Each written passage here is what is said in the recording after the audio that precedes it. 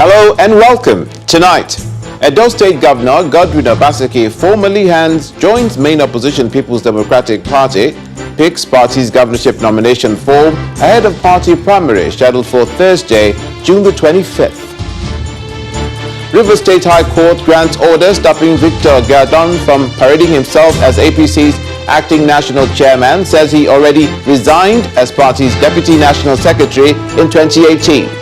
Northern elders call for an end to protests against insecurity in the region as governors ask federal government to revisit ECOWAS protocol on free movement of persons in the sub-region. And World Health Organization warns COVID-19 pandemic is entering new and dangerous phase as it spreads faster in the Americas, Middle East and South Asia. Plus, business and news from Abuja, the FCT, and later from our studios in London. On business news tonight, federal government to begin enrollment of new batch of NPower beneficiaries next week. On sports news tonight, the return of the English Premier League continues with Jose Mourinho's Tottenham Hotspur taking on former club Manchester United. And from Abuja, federal government releases 4.5 billion naira to 31 federal teaching hospitals and medical centers to cover hazard and inducement allowances for health workers.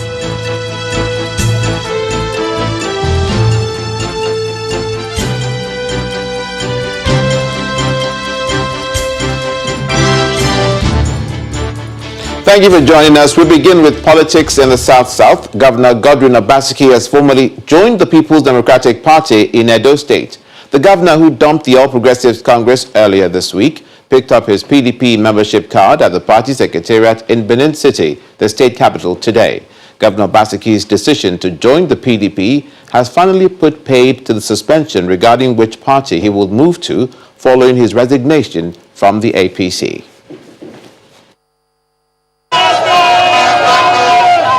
People's Democratic Party supporters throng the PDP secretariat along First East Circular Road in Benin City, the Edo State capital. The opposition party is set to become the ruling party as Governor Godwin Obaseki arrives to complete his move from the All Progressives Congress, APC.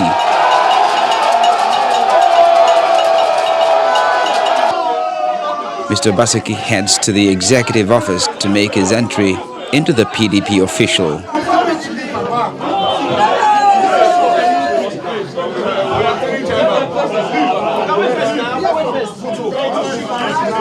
Today I'm here to go through the formalities of registering as a member of this great party.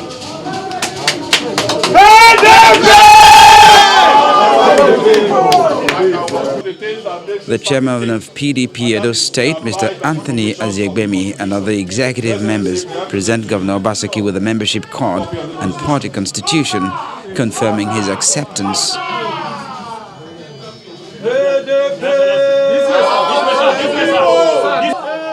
In his first address as a PDP member, Mr. Obaseki promises to provide exemplary leadership. I am prepared to provide leadership that will lead this party to victory.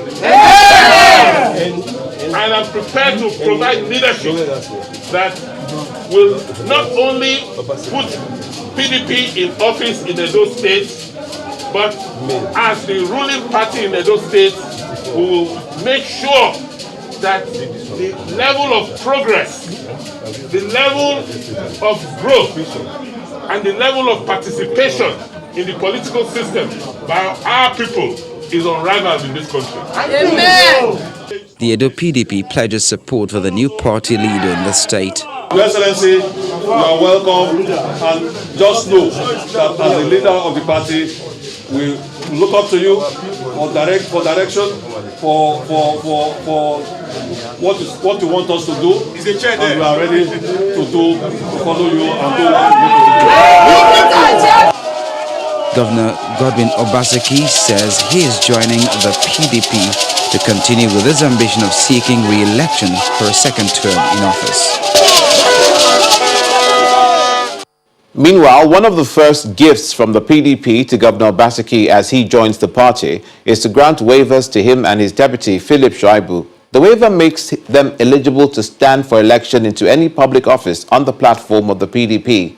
And on the strength of that, Governor Obaseki obtained the PDP nomination form ahead of the party's governorship primary, now rescheduled for June the 25th. Clearance for the waiver was received from the ward, local government and Edo State executive committees following approval from the party's National Working Committee. And leaders of the PDP have been welcoming Governor Obaseki with open arms, including the party's presidential candidate in the 2019 elections, Atiku Abubakar. The former vice president, in a statement, congratulated Governor Obaseki for joining the PDP and expressed confidence that the people of Edo State will be the better for his choice. Alhaji Abubakar noted that Governor Obaseki was joining the party when the party is poised to deliver good governance to the people of Nigeria. He also affirmed his conviction that Mr. Obaseki will be an asset to the PDP.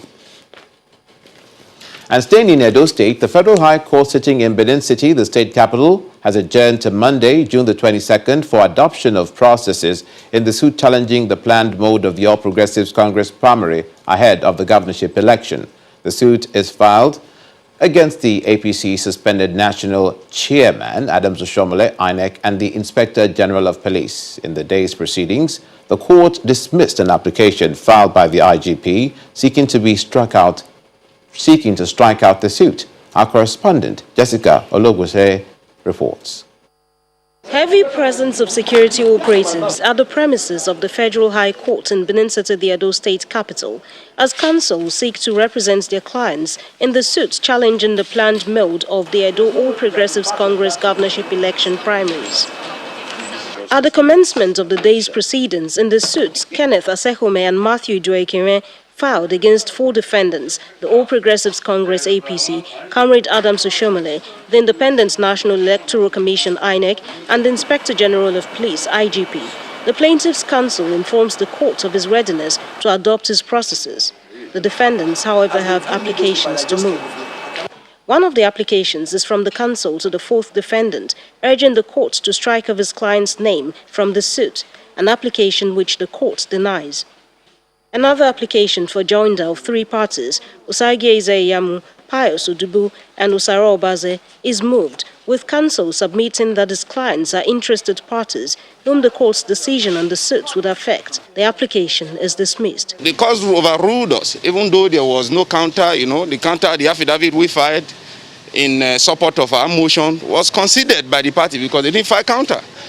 So, in the end, we have also taken steps. We took steps immediately to ensure that we respond, and we have filed notice of appeal. The counsel to the 2nd defendant thereafter informs the court of an application seeking to show why the suit should be dismissed. We drew the court's attention to our application, which we filed this morning, that since the plaintiffs, they have been expelled from the party, and even the second plaintiff, Matthew Ijoro Kenwen, is no longer an aspirant because they have been screened out. They sought for an adjournment that they should give them till Monday. And of course, we didn't oppose it because, but we made it very clear that the law is very clear on even the issue of the application. The court subsequently adjourned to Monday, the 22nd of June for adoption. Jessica Olubuse, Channels Television News. Meanwhile, another twist is emerging in the APC leadership controversy after a Rivers State High Court today granted an ex-parte order restraining Mr. Victor Gadom from parading himself as national chairman of the party.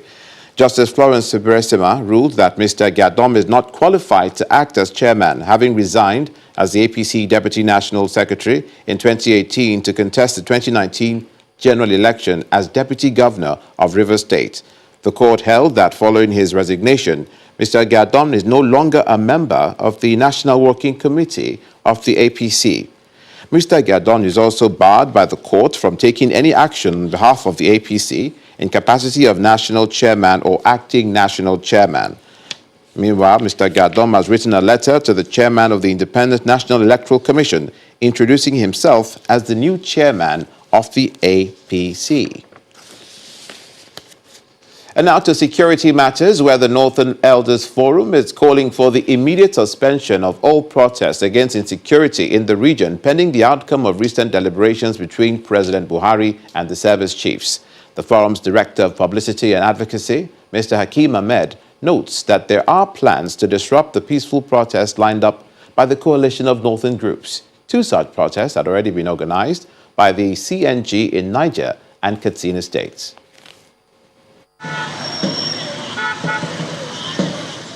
Residents of Katsina town seemingly showing their displeasure with the government of the day concerning the rising wave of insecurity in the northwest and other parts of the northern region. We are vitally so angered, we are so sad, we are so devastated in a situation whereby our fellow brothers are being massacred on a daily basis. Our fellow sisters are being massacred on a daily basis. Our mothers are being raped. Our people are being kidnapped. The challenges of insurgency, rustling, banditry, kidnapping and other forms of criminality has continued to plague the region. A situation that already led to 2 protests in Niger and Katsina states before President Muhammadu Buhari sent a delegation to some of the affected states to assess the situation and then met with the security chiefs in the course of the week. We took cognizance of some positive developments since the Mina and Katsina marches. President Muhammadu Buhari has appealed to the people of Katsina State, to be patient as plans to clear the state of bandits are underway. After the marches, President Buhari dispatched a high-powered delegation to some states in the northwest to meet with governors and convey his concerns and plans to take firmer action against banditry, rustling, kidnapping, and raping. The Director of Publicity and Advocacy of the Northern Elders Forum, Mr. Hakeem Ahmed, appeals to the coalition of northern groups, CNG, to suspend its other planned marches for now.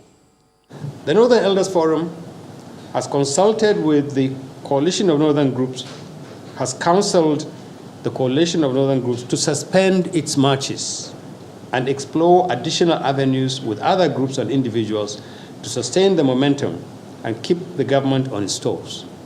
Now that the call for the suspension of protests has been made by the Northern Elders Forum, all eyes will be on the federal government's eventual outcome of its deliberations with the service chiefs, which should help in improving the security in the northern region. Meanwhile, as part of the measures towards curbing insecurity in the northern part of the country, governors in the region are asking the federal government to revisit the ECOWAS protocol on free movement of persons in the sub-region. This formed part of the resolutions of the Northern Governors Forum, which met via teleconference to review the security situation in the area. The governors also want the federal government to fast-track the livestock transformation plan, which they say will assist in creating jobs amongst farmers and herders. The Northern Governors meeting was presided over by its chairman and governor of Plateau State, Mr. Simon Lalong. And in the area of security enforcement, the military says troops of Operation Lafia Dole have been recording more success in their onslaught against Boko Haram insurgents in Borno State. According to the coordinator of Defense Media Operation, their latest feat is the destruction of the terrorist tactical command at the Sambisa forest area, where some of their fighters are said to have been neutralized. The operation was executed after it was established that a prominent compound was being used by the insurgents to coordinate their operations in that area. The Nigerian Air Force fighter jets were dispatched to attack the command center, as well as some surrounding structures. In part 2, after the break, Ogun State government suspends planned reopening of churches and mosques to further contain spread of COVID-19.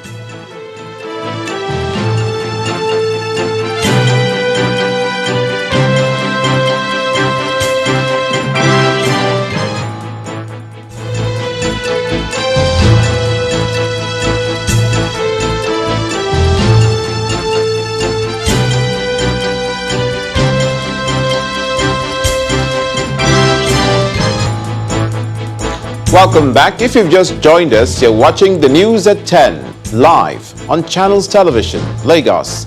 A reminder of our top stories. Edo State Governor Godwin Obaseki formally joins main opposition People's Democratic Party, picks party's governorship nomination form ahead of party primary scheduled for Thursday, June the 25th. Rivers State High Court grants order stopping Victor Giardon from parading himself as APC acting national chairman, says he already resigned as party's deputy national secretary in 2018. Northern elders call for end to protest against insecurity in the region as governors as federal government to revisit ECOWAS protocol on free movement of persons in the sub-region. And World Health Organization warns COVID-19 pandemic is entering new and dangerous phase as it spreads faster in the Americas, Middle East and South Asia. Our website, channelstv.com, has more information on our top stories and others. Please subscribe and watch Channels Television's live stream on YouTube and other social media platforms using your mobile device browser, or download the Channels TV app for Android and iOS devices from their respective stores. You can also watch us via your smart TV platforms on Apple TV, Android TV, Fire TV, and Roku. To the Child Rights Act, the Vice President, Professor Yemi Osinbajo, has promised to encourage states governments who are yet to domesticate the Violence Against Persons Prohibition Act of 2015 and the Child Rights Act of 2003 to do so. Professor Osinbajo describes the increasing cases of rape and defilement of minors as a blemish on the collective humanity and dignity of Nigerians. The Vice President made the observation after he held a virtual meeting with the National Human Rights Commission over the recent cases of sexual and gender-based violence in Nigeria and the way forward.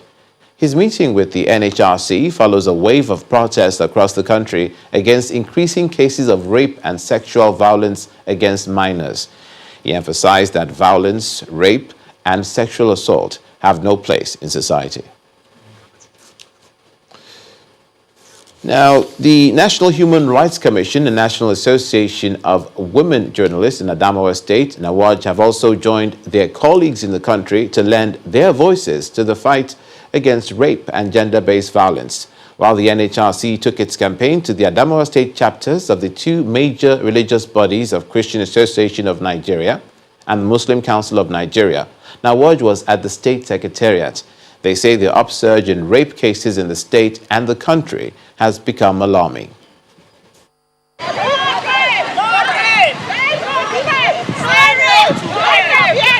These women in Adamawa State, through their voices and placards, are also protesting the upsurge in rape and gender-based violence in the country.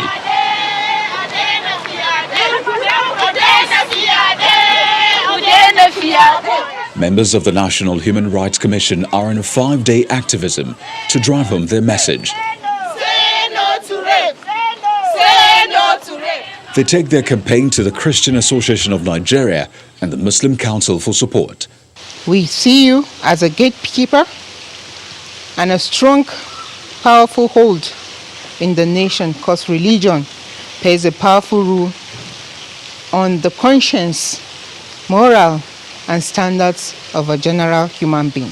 The law enforcement agencies should rise up to their responsibility so that if any case of sexual abuse or rape is taken to them, it is investigated and it is not played with. Your action program for the next 5 days is timely and is welcome, and you can count on the support of the Muslim Council to achieve that objective. Another group, the National Association of Women Journalists, is also on the streets of Yola for the same reason. Their placards and looks speak volumes. Their walk ends at the Adamawa State Secretariat. We are here to show our grievances, our displeasure. We are calling on the government to declare an emergency on rape in Adamawa State because it is becoming alarming. The pandemic is more than coronavirus. I want to assure you that the government will do everything at its end to see that this evil menace come to an end in the society. Pressure continues to mount on government at all levels to institute a justice system that will benefit rape victims so that incidents of rape can be curbed.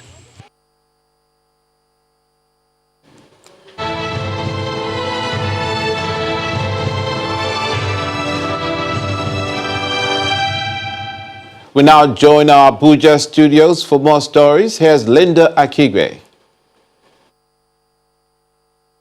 Hello, Lumide. The federal government has released 4.5 billion naira to 31 federal teaching hospitals and medical centers across the country. The money covers hazard and inducement allowances for the months of April and May. The Minister of Labour and Employment, Dr. Chris Ngige, announced this in Abuja after a meeting with President Muhammadu Buhari. Correspondent Ibrahim Adra reports. Resort to strike action by professional bodies in the country is not new. The latest one by the resident doctors came on the back of a 14-day ultimatum which expired Sunday. The Executive Committee of the National Association of Resident Doctors then held a virtual extraordinary meeting and resolved to down tools across the country. Those in COVID-19 isolation and treatment centers were however exempted for 2 weeks. Some of their demands include life insurance for members, payment of salary shortfalls, as well as hazard and inducement allowance for COVID-19. 5 days into the strike action, federal ministers took the matter to President Muhammadu Buhari after attempts to resolve the impasse failed. This particular case, it has been important because of the strike action of resident doctors to report to him how things have been. We have to report on the implications and the consequences, the possible consequences of such a strike action. One immediate outcome is that the federal government is doling out 4.5 billion naira to cover special allowances. The Ministry of Finance reported that as this morning, 3 a.m., that they have paid the allowances for hazard and inducement to 31 teaching and federal medical centers and special hospitals of the federal government service, 31 of them, and they have expended close to 4.5 billion in the payment because we are paying them for the arrears of April and May. There is a promise to follow up with the payment for the month of June. Mr. Ngige, however, says the states have a role to play. You don't mix apples and oranges. The issue of health is on the concurrent list. So the federal government will do their own, and the state governments are also expected to do their own. On issues involving state governments, the Minister of Health says his ministry can only intercede. He then makes a passionate appeal. The pledges that have been made will be fulfilled, and I do hope that they would as urgently return to work as we would like it to be. The strike action coming during a pandemic with figures of those infected by the coronavirus climbing steadily, some say is the beginning of the collapse of an already overstretched healthcare system. So, do the striking doctors think the federal government has done enough? Will they go back to their patients? These are the questions that need to be answered, and answered fast. From Abuja, Ibrahim Adra reporting for Channels Television News. In the meantime, Ogun State Governor Mr. Dapo Abiodun has announced the suspension of the planned reopening of religious centers across the state. According to Governor Abiodun, this has become imperative in the face of the rise in community transmission and spread of the virus in the state. He made the declaration while briefing journalists in Abeokuta, the state capital, just as he announced that the current ease of lockdown from Monday to Friday is still in force. As a responsible administration, we chose life and the well-being of our citizens and are therefore constrained to take the painful but necessary decision to maintain the current regime of ease of lockdown in the meantime. We are consequently suspending our initially slated reopening of places of worship. Let me thank some of our religious leaders who, by themselves, advised that this is the best decision that we should take at this time in the best interest of all of us. This is not an easy decision. But we are confident that the wisdom and scientific basis for this decision will become clearer to those who may have initial misgivings about it. Since the advent of this pandemic in our state, our cautious, methodical, data-driven, and scientifically supported approach has ensured not only comparably superior outcomes, we've also not had reasons to reverse our decisions because our decisions are usually well thought out. 300 stranded Nigerians in the United Arab Emirates have arrived at the Nnamdi Azikiwe International Airport in Abuja. The arrival of the evacuees was announced by the chairman of the Nigerians in Diaspora Commission, Mrs. Abike Dabiri Erewa, in a tweet. Mrs. Dabiri Erewa also tweeted the arrival of another batch of 50 stranded Nigerians from Pakistan. According to the chairman, all evacuees are to observe the compulsory 14 days self-isolation according to the new protocol by the Presidential Task Force on COVID-19. The latest arrivals follow an earlier announcement of the departure of an Air France flight from Paris to Lagos today with 15 Nigerians on board from France, Germany, Belgium, Holland and Estonia who had registered for the evacuation with the Nigerian missions in these countries.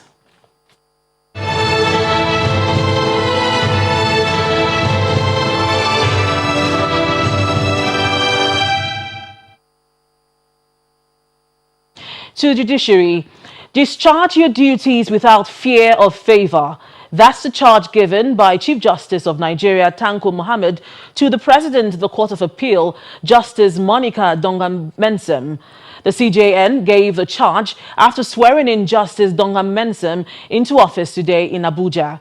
And to achieve great strides in the nation's judicial system, Justice Muhammad asked her to work closely with presiding justices of the Court of Appeal. Families, friends, colleagues and top government officials converge on the conference room of the Chief Justice of Nigeria to celebrate with the new President of the Court of Appeal, Justice Monica Dongban Mensem. I, Monica. She takes her oath, promising to contribute her quota to the judiciary. That I will be faithful and bear true allegiance to the Federal Republic of Nigeria. That I will preserve, protect and defend the Constitution of the Federal Republic of Nigeria. So help me God. Your Excellency. The Chief Justice of Nigeria then offers his words of advice to her. Certainly, you will see that there is no one court in this country that has the number of justices that the Court of Appeal has.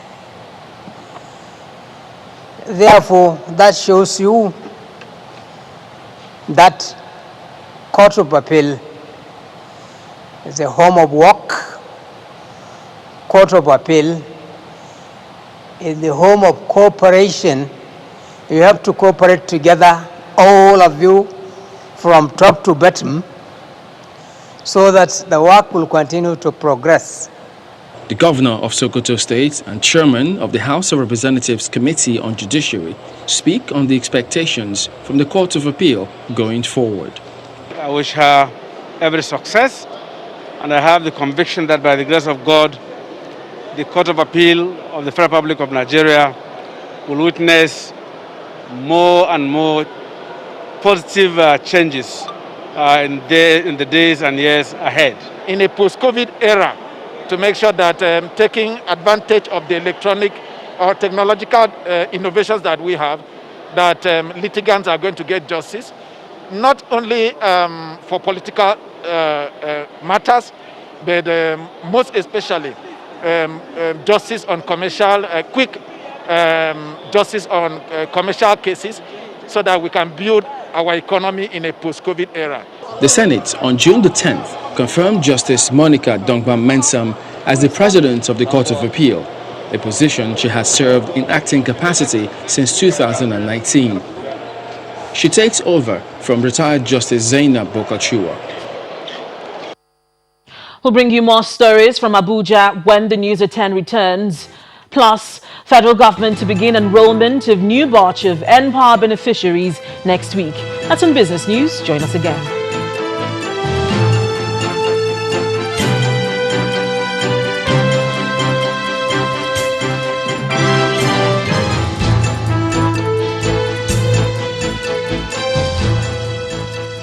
You're welcome back to the News at 10, coming to you live from Abuja. On the corporate side, Shell Nigeria Exploration and Production Company, SNEPCO, has presented the Lagos State government with medical and other equipment that would help combat the COVID-19 pandemic. According to the managing director of SNEPCO, Mr. Bayo Ojulari, the donation is part of the NNPC-led oil and gas industry COVID-19 support program. Medical equipment for different purposes, intensive care unit ambulance, 150 kVA generator, solar hybrid solution for alternative power supply are delivered to the Lagos State government at the mainland hospital Yaba to treat patients infected with the coronavirus. This support is coming from Nigeria's pioneer and leading deep-water oil and gas producer, Shell Nigeria Exploration and Production Company, on behalf of the NNPC and Shell companies in Nigeria to help the epicenter of the COVID-19 pandemic tame the spread of the virus. The primary thing is the PCR machines and test kits. It includes a high-grade plasma apheresis machine, and that aids the atomic separation of blood plasma, which can aid the proper management of COVID patients. For the Lagos State government, this donation could not have come at a better time. You've given us kits, you've given us monitors, because right in that corner there is one of the most sophisticated IC units. And it's important that we have an IC unit within the COVID response, because you can't take patients out of here to a hospital. You will just contaminate the hospital. Shell Nigeria and the NNPC reiterate their commitment to the well-being of their partners and the communities they operate from, and these items will assist the health workers contain the virus. We have nebulizers, automatic external defibrillators, suction machines, oxygen concentrators, and several other consumables that will help Lagos State and all the isolation centers take care of their COVID-19 patients. The GMD of NNPC have made a commitment to the federal government for a $30 billion contribution of the industry to all the states and all around Nigeria. With Lagos State still battling the spread of a deadly virus, these state-of-the-art equipment will definitely go a long way towards containing the pandemic. Chemical and Allied Products PLC has resolved to remain resolute in taking advantage of opportunities to grow earnings, improve profitability, and deliver returns despite the effects of the coronavirus pandemic on businesses. This assurance came from the board of directors to shareholders at the company's annual general meeting in Lagos.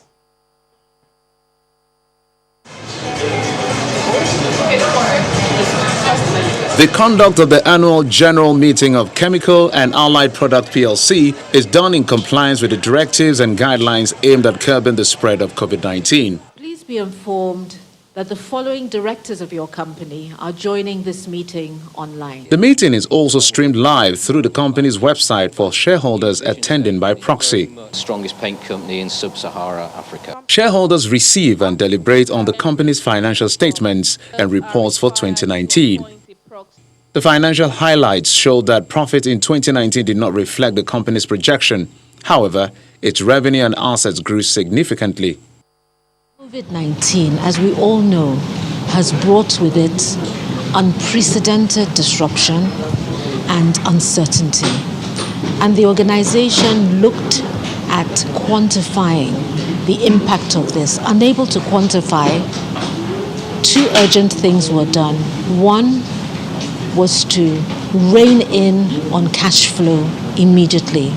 And two is to prioritize strategic initiatives. The account is not bad, though there is room for improvement. I believe that 2020 account will be better by end of 2020. Despite the present economic condition, the management promises a boost in sales and higher profits in 2020.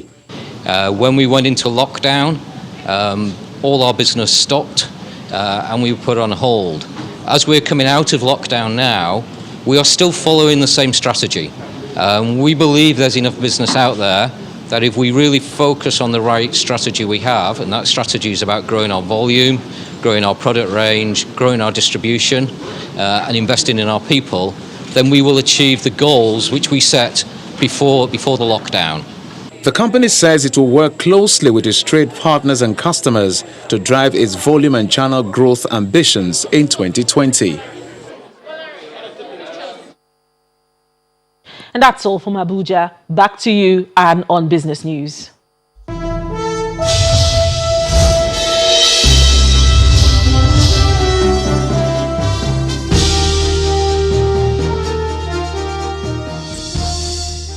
Thank you, Linda. Welcome to Business News. The federal government says it will commence the enrollment of the third batch of beneficiaries for the NPower scheme next week. That's June the 26th, following consultations and review of submissions for reform of that program.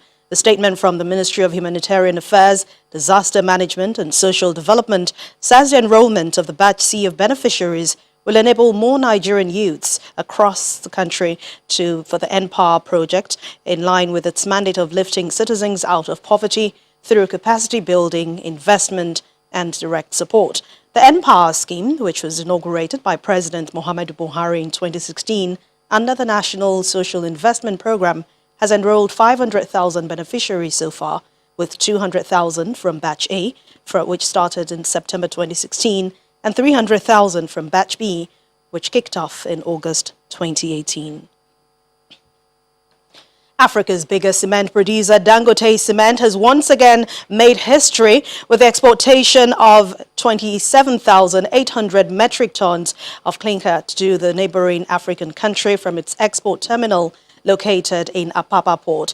The feat achieved by the company has now received commendations from the Manufacturing Association of Nigeria, which says it is capable of boosting Nigeria's foreign exchange earnings and reduce unemployment in the country.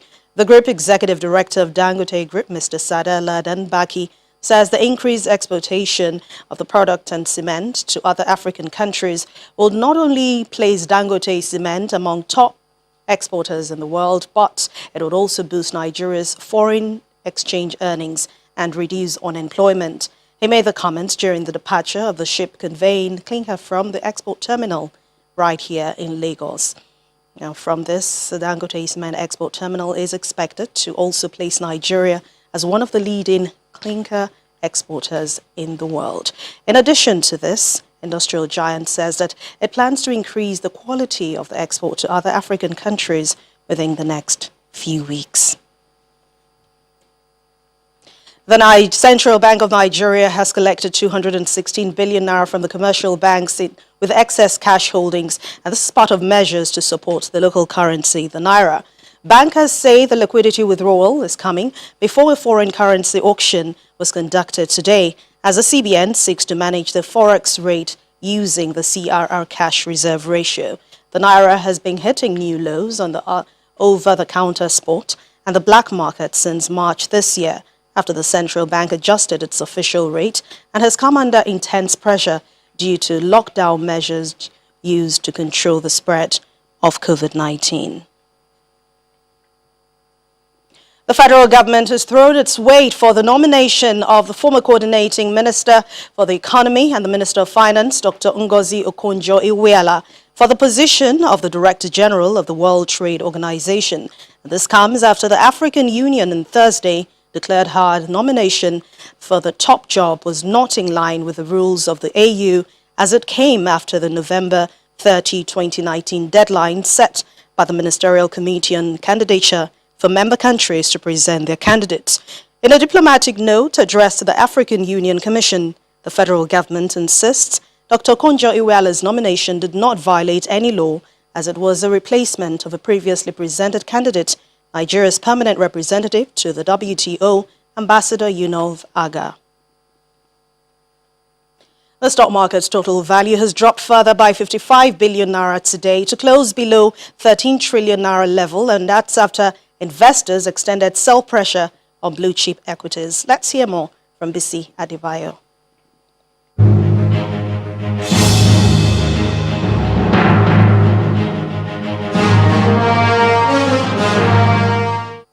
Hello and welcome to the Stock Market Reports. What could have turned out to be a positive close at the equities market was again truncated by a massive 6.47% decline in the share price of industrial heavyweight Dangote Cement. This comes as investors remain concerned about a second wave of coronavirus cases, especially in Nigeria, as the country recorded 745 cases on Thursday, and this had a major effect on the market today. This was also evident in the sectoral performances. Virtually all the major sectors we track were in the red, except the industrial goods counter, which was lifted by another big boy in the market, BUA Cement, although this was not enough to prevent the main index from shedding 0.43%. Volume and value were also not impressive as well from what we see here. However, investors say one thing is sure, and that's the fact that Dangote Cement will recover from today's losses next week. But that will also depend on the outlook for COVID-19 as they remain cautious of their investments. And that's it on the stock market reports. I'm BC Adebayo. That's Business News Tonight. Thank you for watching. I'm Anne Nwawadu. Have a wonderful weekend. It's back to you, Lumide.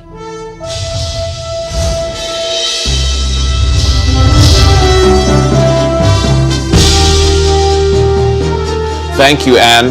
To the Niger Delta region, and the management of the Niger Delta Development Commission has been talking about their contribution in the fight against the COVID-19 pandemic. The acting managing director of the commission, Professor Keme Bradikumo Pandey, was speaking during a meeting with the leadership of the Niger Delta Youth Council in Port Harcourt, the state capital. The intervention of the commission, according to him, is to cover all 9 states in the Niger Delta. He laments what he calls the frequent change of management, blaming it for the underperformance of the commission. We have distributed the medical equipment to all the 9 states.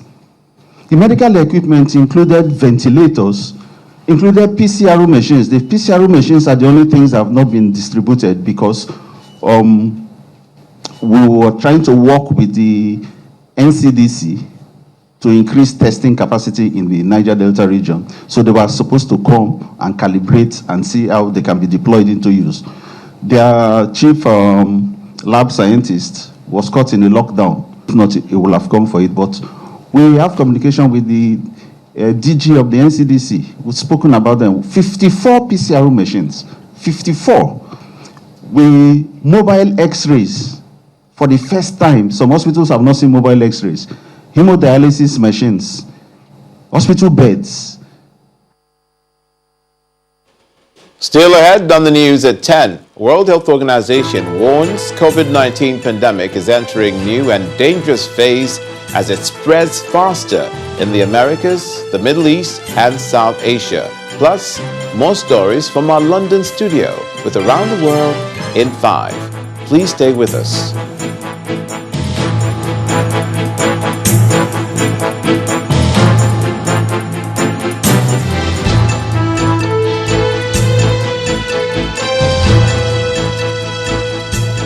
Welcome back. The World Health Organization has warned that the COVID-19 pandemic is entering a new and dangerous phase. The Director General says Thursday had seen 150,000 new cases, with half of those coming from the Americas and large numbers also coming from the Middle East and South Asia. According to him, the virus is still spreading fast and the pandemic accelerating, calling for extreme vigilance from countries who are eager to open their economies. Here's Simon Pusey with more international news and Around the World in 5. Good evening and welcome to the Channel Studios here in London with your international news around the world in 5. The coronavirus may have been circulating through countries across the world much earlier than previously thought. Italian scientists say sewage water from 2 cities contaminated with coronavirus had traces in December, long before the country's first confirmed cases. The National Institute of Health said water from Milan and Turin showed genetic virus traces on the 18th of December, despite Italy's first official case being registered in mid-February. In Spain, a study found virus traces in wastewater collected in mid-January in Barcelona, some 40 days before the first local case was discovered. Meanwhile, the EU has begun the process of approving an unprecedented stimulus package for countries' economies affected by COVID-19 and the subsequent lockdowns. Under discussion is the EU's next budget of around 1.1 trillion euros for the years between 2021 and 27, and an attached recovery fund of a proposed 750 billion euros. The aid is to be dispersed mainly among worst-hit nations like Italy and Spain, but there are still disagreements about the final size and terms of the package. Today we take a crucial step on the road out of the crisis. I am very happy to present to European leaders our recovery package called Next Generation EU. This proposal is ambitious and it is balanced. Together with the new MFF, this is a huge stimulus of 1,850 billion euros. And it does not only help the economies of the countries which were hit hardest by the virus, it also helps the countries whose economies have been hit hard indirectly because of the lockdowns. The Australian Prime Minister Scott Morrison has said that a sophisticated state-based actor has been attempting to hack a wide range of Australian organisations for months. It is a sophisticated state-based cyber actor because of the scale and nature of the targeting and the tradecraft used. The Prime Minister added the hacking attempts had been stepped up recently. Mr Morrison said there were not a lot of state actors that could launch this sort of attack, but Australia will not identify which country they think is responsible. The Chinese Foreign Ministry says it never detained Indian soldiers after the clash between the two armies in the Himalayas, after Indian media reported 10 of them had been released by the Chinese authorities. It comes after the two sides fought with nail-studded batons and hurled rocks at each other in the disputed Galwan Valley. It was the deadliest clash in 45 years, and at least 20 Indian soldiers lost their lives. The Chinese ministry also added that the right and wrong is very clear and the responsibility lies entirely with the Indian side. Facebook says it has taken down posts and ads run by the re-election campaign of the US President Donald Trump for violating its policy against organised hate. The ads show a red inverted triangle with text asking Facebook users to sign a petition against Antifa, a loosely organised anti-fascist movement. Meanwhile, Twitter has labelled a video tweeted by US President Donald Trump as having manipulated media for the first time. Clicking on the prominent warning that Twitter attached to the tweet brings users to a page where Twitter warns the president shared a version of the video which many journalists confirm was edited and doctored. Malawi will go to the polls on June the 23rd, a week earlier than initially ordered by the Constitutional Court. The court ruled on February the 3rd that a fresh presidential election would have to be held due to widespread systematic and grave irregularities in the previous vote, which saw the incumbent Peter Mutharika narrowly winning the election. The initial date for the new vote was July the 2nd, but the Parliament voted a resolution to anticipate the vote, preventing the government to amend the constitution before the new poll. The Colombian army has freed 2 foreign nationals who have been held hostage by FARC rebel dissidents. The 2 foreigners had been kidnapped by members of the revolutionary group in March, and they demanded $1 million for their release.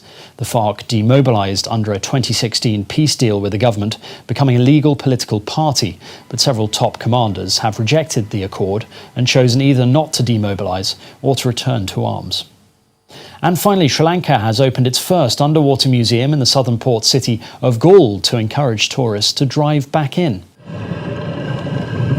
The museum was built by the country's navy and is about 15 metres underwater within the port. The statues in the museum were made from discarded concrete and steel by navy personnel.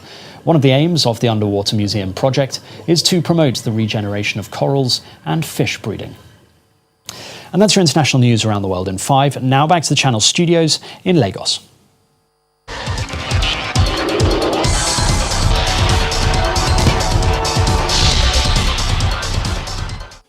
We're starting off in the English Premier League. Paul Pogba and Bruno Fernandes combined to rescue a point for the Red Devils Manchester United FC in their 1-1 draw with Tottenham Hotspur.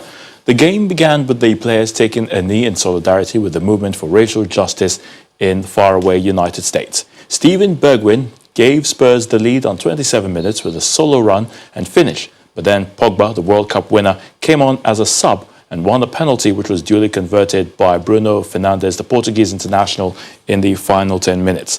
Elsewhere, Southampton beat Norwich 3-0 to push the Canaries closer to relegation.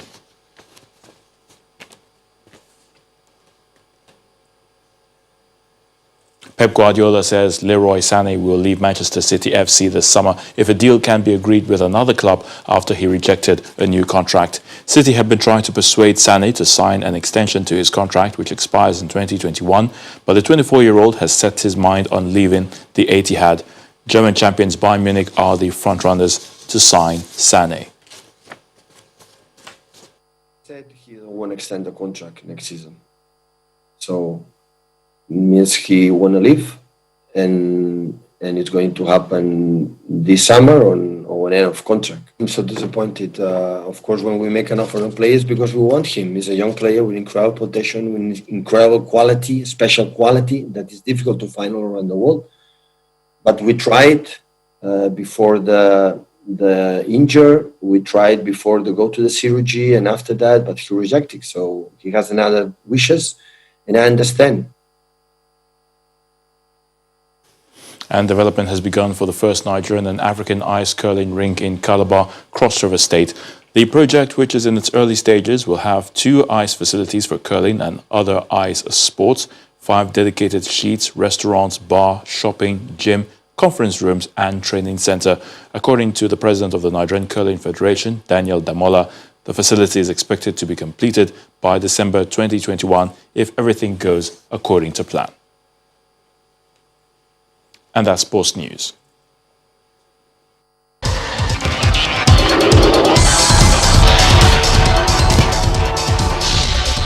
And the main news again. Edo State Governor Godwin Obaseki today formally joined the main opposition People's Democratic Party. He picked the party's governorship nomination form ahead of party primary scheduled for Thursday, June the 25th, after he and his deputy were granted waiver to contest for elective office.